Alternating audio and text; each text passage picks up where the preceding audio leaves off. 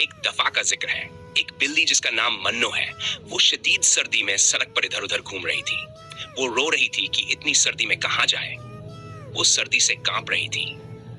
अचानक एक प्यारी लड़की जो दिल की बहुत अच्छी थी, उसे उठाकर अपने घर ले आती है और उसे गरम गरम सूप पिलाती है। वो उसकी देखभाल करती है, उसके साथ खूब खेलती है और आनंद लेती है। वो उसे अपने साथ सुलाती है और सारा दिन उसके साथ खेलती है। इस तरह दोनों हंसी खुशी मिलकर एक साथ रहने लगती है। एक दफा का जिक्र है।